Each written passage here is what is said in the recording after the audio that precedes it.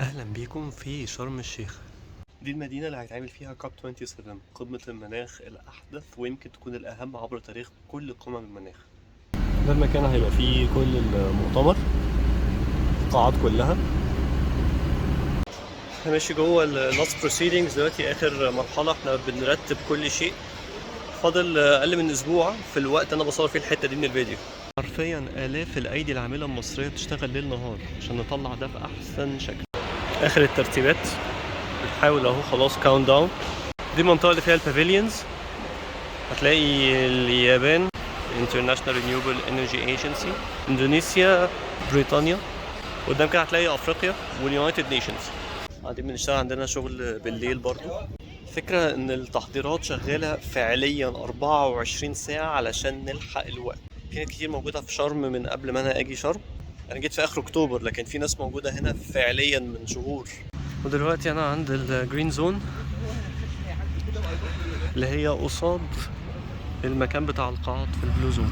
الجرين زون عبارة عن مكان ان اوفيشال بيحصل فيه احداث كتيرة جدا برضو مرتبطة بالمواضيع اللي بتطرح في الكاب 27، لكن مش بصفة رسمية، مش تبع اليو ان. ده ما بيقللش من اهميتها خالص. مصر عملتها مخصوص عشان تضمن اكبر مشاركة من اكبر عدد من المهتمين بالبيئة في مصر وبره مصر. مليانة بوثز مختلفة، هنمشي جنبها كمان شوية. دي جيرافز معمولة من حاجات ريسايكلد، اوكي، فن اوف سام كايند. شوية بلاستيك ريسايكلد وعملوا منه التشكيلة ديت. في حاجات كتيرة جدا معمولة هنا، ديزاينرز مختلفين مشتركين مع بعض علشان يطلعوا الحاجات دي كلها. البلو زون زي ما قلت بيحصل فيها الحاجات الاوفيشال، ودي اللي هيحصل فيها يوم 7 ويوم 8 قمة زعماء العالم اللي هي وورلد ليدر سوميت. دي اللي هيكلموا فيها عن اهم قضية بتهم التغيرات المناخية كلها، الا وهي ازمة التمويل. الدول النامية مش بتاخد حقها من الدول الصناعية الكبرى اللي تسببت في كل الانبعاثات الكربونية اللي بتأثر على العالم كله. الدول النامية مش عارفة تحمي نفسها ومحتاجة تمويل كبير. ففي 9 اتفقوا على ان هم يدوا تمويل خاص بالدول النامية، مشروعات للتكيف ومجابهة التغيرات المناخية يقدر ب 100 مليار دولار سنويا. الرقم ده لحد دلوقتي لسه ما اتحققش. في نفس الوقت الرقم دوت اصغر بكتير من اللي احنا محتاجينه فعلا لو عايزين ان احنا نحل مشكلة التغيرات المناخية.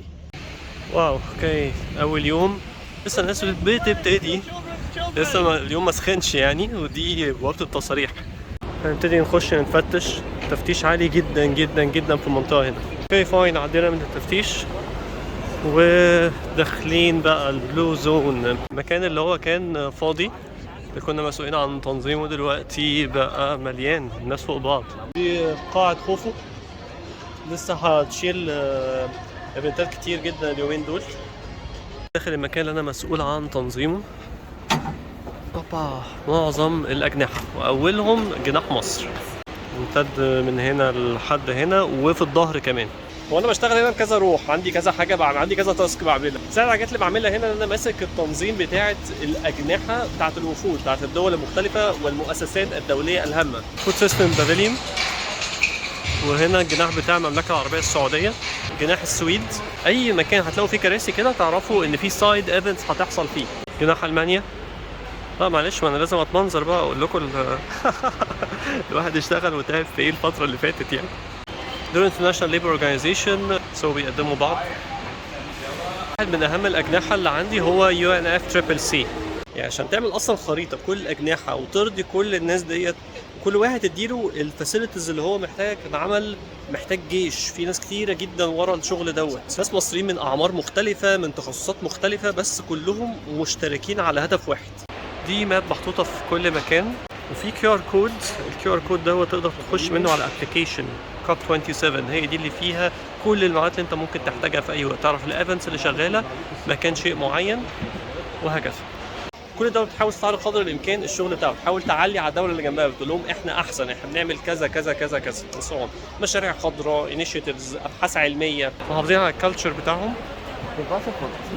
وبيحاولوا ان هم يقدموا فعلا انيشيتيفز جميله ليها علاقه بالمناخ. كوريا الجنوبيه يعني في دول كتير زي كوريا كده جايه بتماركت وبتبروموت الكالتشر بتاعها. كل الدول مهتمه، سواء كانت من الدول الصناعيه الكبرى او حتى من الدول الناميه. تلاقي في دول افريقيه كتير، مش بس مجرد الاتحاد الافريقي هو اللي مشارك.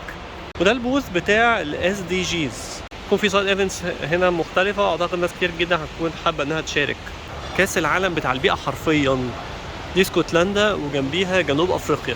هي المشكلة ان في اثار كتير بتترتب على الاحتباس الحراري، بتأثر في كل شيء، بتأثر على كل الانشطة البشرية بانواعها، الانشطة الصناعية، السكانية، الزراعية، وهكذا.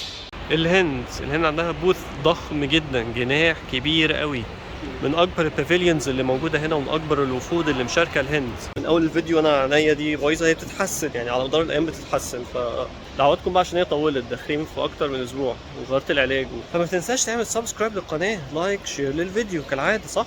دي كواليس الستيج بتاعت السايد ايفنتس بتاعت اليوروبيان يونيون. هيحصل هنا شغل موازي للقاعات الرئيسيه اللي موجوده في كل الزونز. بدايه السايد ايفنتس. انا بكروس دلوقتي، مفترض ان انا بروح لحد هنا عشان اخش الزونز التانية. في زونز كتير موجودة في اماكن مختلفة. دي بقى خريطة بكل الزونز اللي موجودة جوه البلو زون. هنا المين انترنس اللي هو باللبني الفاتح هو زون A، دي اللي فيها التصاريح.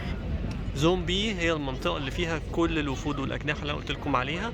في حاجات تانية برضو من نفس الوفود بس أقل موجودة في الجزء الأخضر ده. وبعدين الأحداث الرئيسية اللي فيها الرؤساء والزعماء بتوع العالم هتبقى في الزون اللي هي دي اللي هي باللون الأصفر، والريد زون أهم زون. أوكي، المدخل الرئيسي من هنا، المنطقة بتاعة التصوير الرسمي، كان مع التلفزيونات، عشان دي الكابيتال، دي اللي هيحصل فيها الأحداث الرئيسية، دي اللي هيخش فيها الرؤساء. هنا في أهم زون. في هنا كمبيوتر سنترز. كمبيوتر سنترز يعني حد عايز يبعت حاجة، مراسلين، حد عايز يخلص الشغل بتاعه بيوفروا له كل حاجة. ده طابور دخول البابليك للسيريمونيا الرئيسية للافتتاح. سامح شكري وزير الخارجية المصرية. ناوي أحلق دقني بس لما يجي مواعيد السيشنز بتاعتي. في سيشنز انا هقدمها ان شاء الله باذن الله في كاب، هتكلم من ابعاد سياسيه واقتصاديه، لكن كمان هطرح الحلول التكنولوجيه بتاعتها. متفائل احنا هنطلع بتوصيات هايله جدا ان شاء الله باذن الله. انا خدت جوله معاكم في معظم الزونز، كلمتكم احنا بنعمل ايه هنا في كاب.